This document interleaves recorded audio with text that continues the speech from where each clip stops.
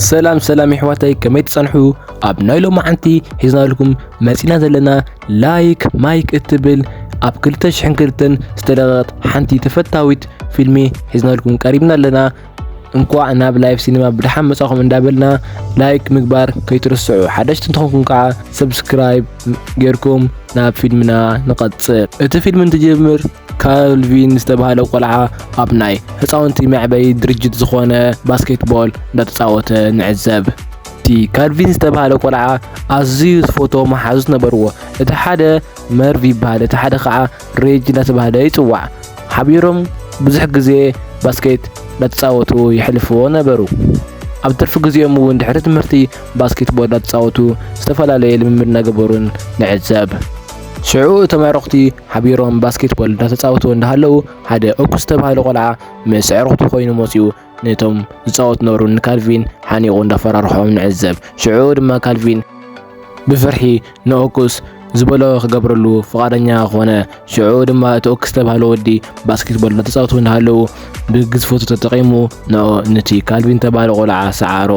ብድሕሪኡ ኦኩስ ንካልቪን ክሕረቆ ደልዩ እቲ ናይ ካልቪን ዝፎቶ ቲሸርቱ ኣብ ክልተ እንዳቀደደሉ ንዕዘብ ብድሕሪ ድማ እቲ ዳይሬክተር መጽኡ ቲቪ ንኸየርእዮ ከልከሎም صبحيتو ኣብቲ ከባቢ ዓብይ ናይ ባስኬትቦል ውድድር ስለዝነበረ ብዙሓት ሰባት ናብቲ ውድድር እንዳኸዱ እንዳሃለው ካልቪን ድማ መስዕሮቱ ኮይኑ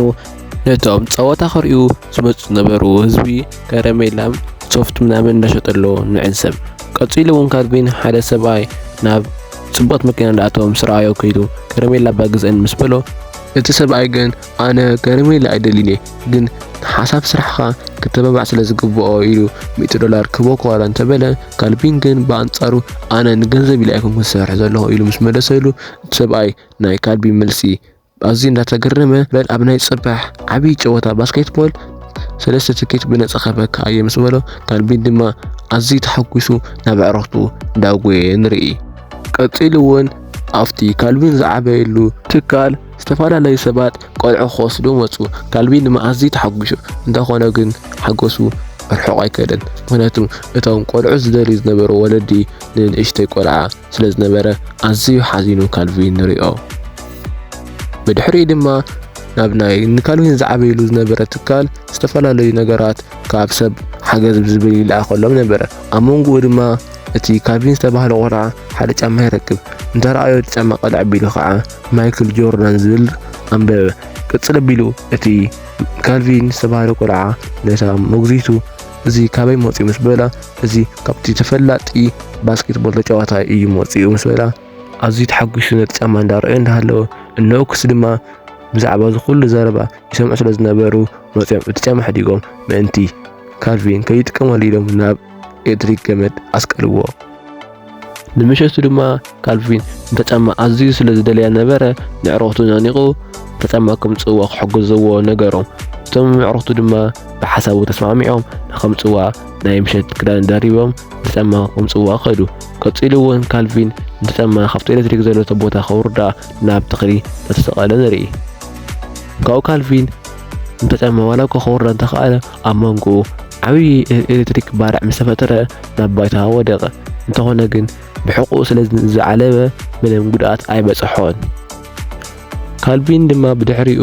ምስ ክልተ ዕረኽቱ ኮይኑ ናብቲ ባስኬትቦል ዝካየደሉ ቦታ ብሓባር እንዳኸዱ ንሪኦም ሽዑ ድማ ካልቪን ብነጻ ትኬት ወላ እኳን ስለ ዝነበሮ ናብቲ ባስኬትቦል ዝካየደሉ ቦታ ምስ ዕረኽቱ ኣተወ ቅድሚ እቲ ጨወታ ምጅማሩ ድማ እቲ ናይ ባስኬትቦል ኣሰልጣኒ ሰብኣይ ከም ዝበለ ናይ ዕጫ ምውዳቕ ከም ዝህሉን እቲ ዕጫ ዝወፅሖ ሰብ ከዓ ምስቲ ጎዝ ተጫዋታይ ባስኬትቦል ትሬሲ ዝተባሃለ ወዲ እንተወሰነ ደቃይቕ ናይ ምጽዋት ዕድል ከም ዝወሃቦ ተዛረበ እቲ ዕጫ ምስ ተዋደቐ ድማ ከም ኣጋጣሚ ኮይኑ እቲ ዕጫ ንካልቪን ይበጽሖ ካልቪን እውን ኣዝዩ ተሐጒሱ እንዳሃለወ ኦኩስ ድማ ነቲ ዕጫ ዝወፅሖ ንካልቪን ክሕደጎ ተፈተነ ካልቪን ግን ኣዝዩ በልዕ ስለ ዝነበረ ንኦኩስ ሰብ ይጽዋዕ ካሎ ብዝብል ምኽንያት ግልጽ ምስ ኣበሎ እታ ትኬት ዕጫ ዝወፅሐቶ ካብ ኢዱ መንቂሉ ዳጎየ ሃደመ ካብኡ ካልቪን ድማ ናብ ትሬሲ ኸይዱ ጨወታ ምስ ጀመሩ ካልቪን ዝተፈላለዩ ጽቡቕ ጎል ከእቱ ጀመረ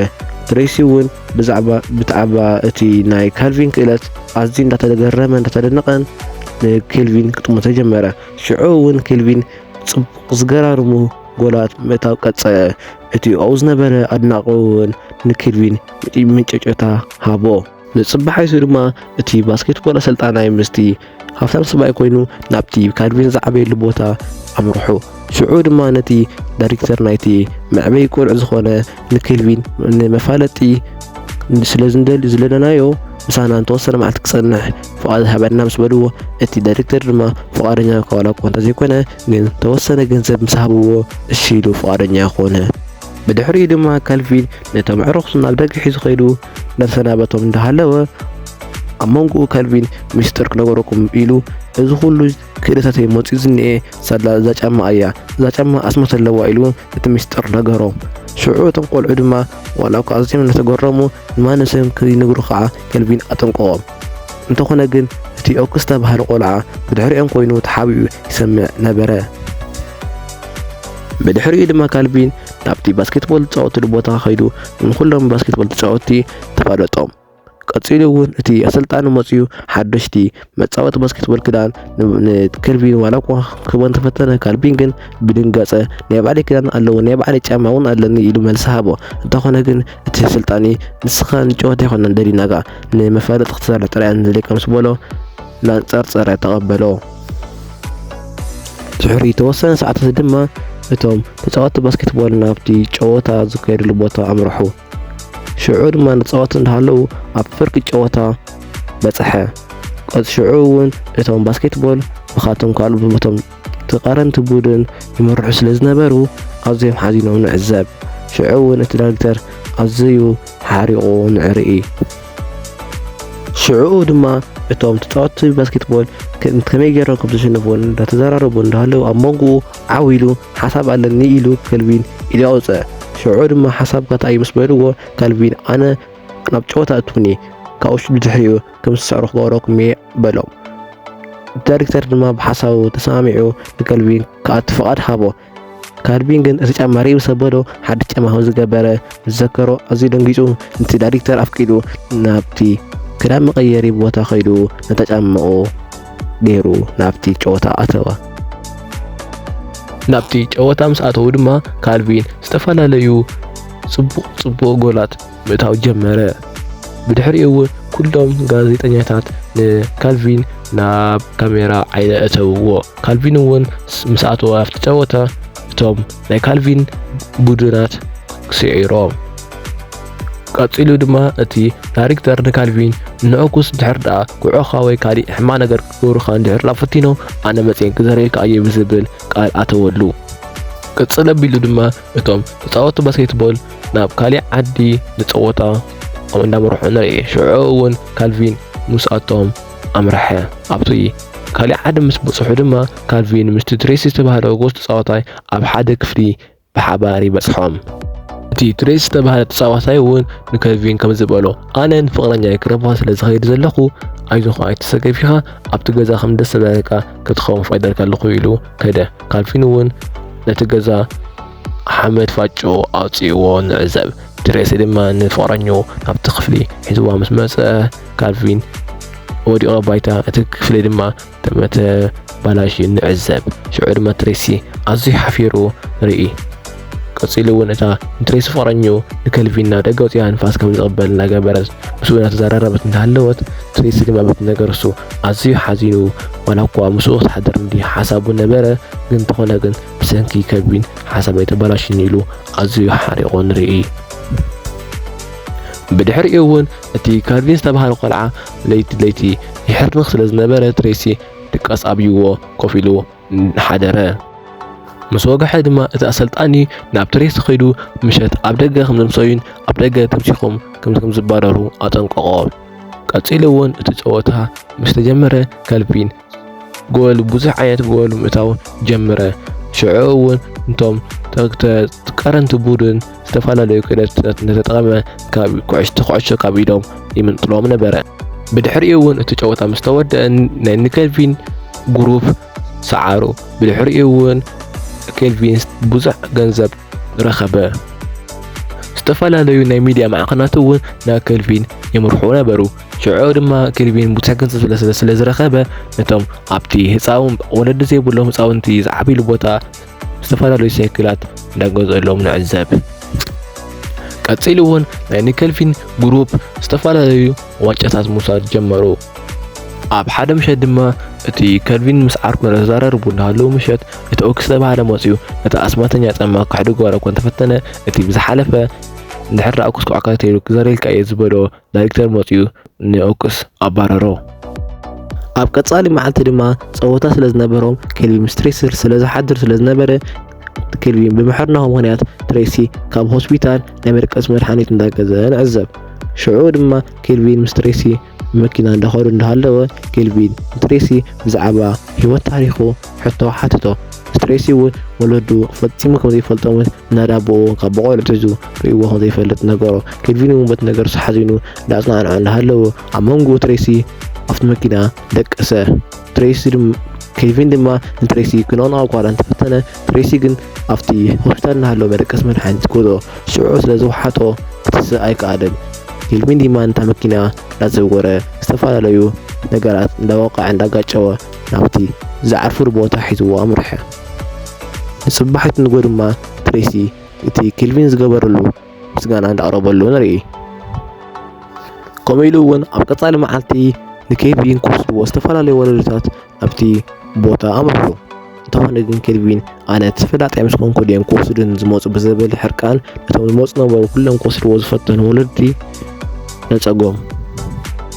ሽዑ ድማ ከልቪን ምስ መርቭ ዝተባሃለ ዓርኩ ኣብ ናይ ትሬሲ ገዛ ምስ ከዱ ትሬሲ ነተዘራርቡ እንዳሃለዉ ምስ ከልቪን ኣብ መንጎ ብቀለም ምፅዋት ጀመሩ ሽዑ እውን ብቀለም ነተጋፀው ብሓባር ፅቡቅ ግዜ እንዳሓለፉ ንዕዘብ ኣብ መንጎ ድማ ንትሬሲ ሰብኡ ዋላ እኳ ንዓመት ትሪእዎ ተዘይፈለጠ ንትሬሲ ሰብኡ ግን ሎሚ ኣብቲ ደጋፊት ናይ ትሬሲ ገዛ ጠጠው በለ ሽዑ ድማ ትሬሲ ንምንታይ ራሕዝ መፂኻ ቀደም ብቆልዓይ ኣበይ ነርካ ኢሉ ኣዝዩ እኳ እንተሓረቐ ከልቪን ግን ኣጽናዕኒዑ ሰብኡ ከም ዝቐርብ እንዳገበሮ ንርኢ ብድሕሪኡ ድማ ፀወታ እናተኻይደ እንዳሃለወ ትሬሲና ከልቪን ንእሽተይ ስለ ዝሓመሙ ካብቲ ጨወታ ገለል በሉ ሽዑ ድማ እቶም ናይ ከልቪን ግሩፕ ተሰዓሮ ሽዑ ድማ እቲ ዳይሬክተር ንከልቪን እንድሕር ዳ ደጊምና እንተሰዒርና ከም ዝባረሩ ኣጠንቀቖም ካብኡ ብድሓር ድማ እቲ ዳይሬክተር ንከልቪን ሓዱሽ ጫማ ከም ዝገዝአሉን እቲ ናትካ ጫማ ኣርዩ ኢሉ እንካ ዝግበሮ ኢሉ ሃቦ ከልቪን ድማ እቲ ጫማ ተቐቢሉ እታ ኣስማተኛ ጫማ ድማ ንመርቭ ዓርኩ ሃቦ መርቭ ድማ እቲ ጫማ እንዳገበራ እንዳሃለወ እቲ ዳይሬክተር ምስ ኦክስ ኮይኑ እቲ ጫማ መንጠልዎ ለካ ዝኩሉ ዝገብሮ ነበረ ዳይሬክተር እቲ ጫማ ክረክብ እዩ ንከልቪን ዘቀባጠረሉ ከም ዝነበረ ንዕዘብ ብድሕሪኡ እቲ ዳይሬክተር ናብ ቁማር ከይዱ ናይ ከልቪን ግሩፕ ከም ዝሰዓሩ $10,000 ኣትሕዘ ምክንያቱ ድማ እታ ጫማ ናይ ከልቪን ስለ ዘሕደቆ ነበረ ብኻሊእ ወገን ድማ ትሬሲ ምስ ኣቦኡ ቅርርብ እንዳፈጠሩ ንዕዘብ እቲ ናይ ቀጻሊ ጨወታ ክጅምር ምስ በለ እውን እቲ መርቭ ዝተባሃለ ዓርኪ ከልቪን ኣብ ከልቪን ደው ኢሉ ተጫማ ዳይሬክተር ምስ ኦክስ ኮይኑ ከም ዝሕደጎን ተጫማ ምሳይ ከም ዘይላ ነገሮ ብድሕሪኡ ከልቪን ናብቲ ዳይሬክተር ዝርከቦ ቦታ ከይዱ ምስ ዓርክቱ ነቲ ዳይሬክተር ብሓይሊ ሒዞም ተኣኪቦም ኣሲሮም ተጫማ ኣበይ ከም ዘላ እንዳሓተትዎ ንርኢ ሽዑ ድማ ኦክስ በቲ ዝኩሉ ዝገብሩ ሕማቅ ነገራት ተናሲሑ ተጫማ ኣበይ ከም ዘላ ነገሮም ኦክስ ድማ ንከልቪን ይቅርታ ሓቲቱ መፍቶም ዕርክቲ ብሓባር ተጸንበረ ሽዑ ድማ እቶም ቆልዑ ናብቲ ከልቪን ዝፃወተሉ ቦታ ብሳይክል ገይሮም ኣምርሑ እቲ ዳይሬክተር ድማ እቲ ተኣሲሩሉ ነበረ ገመድ ፈቲሑ ናብ ንከልቪን ዝኸዱሉ ነበረ ቦታ ቀዲሙ ኸይዱ ንከልቪን ዋላ እኳ ክሕቶ ተፈተነ ከልቪን ግን በቲ ሳይክል ገይሩ ነቲ ዳይሬክተር ሃሪሙ ናብቲ ዝፃወትሉ ኩዕሾ ባስኬትቦል ኣምርሐ ሽዑ ድማ እቲ ከልቪን ዝተባሃለ ቆልዓ ናብቲ ጨወታ ዝካየደሉ ቦታ ምስ ምርሐ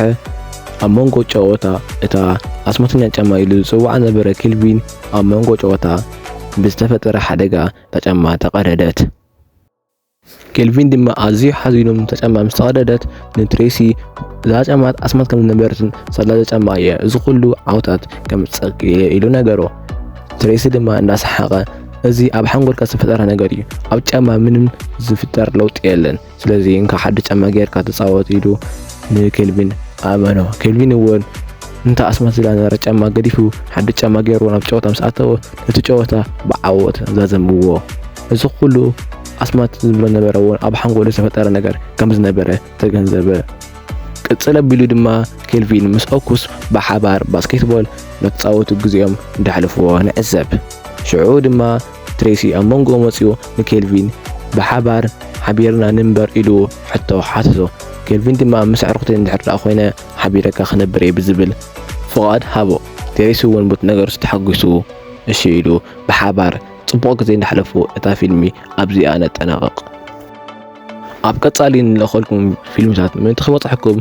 ሰብስክራይብ ምግባር ኣይትረሱ ኣሕዋተይ ተሰናዩ ንዓኹም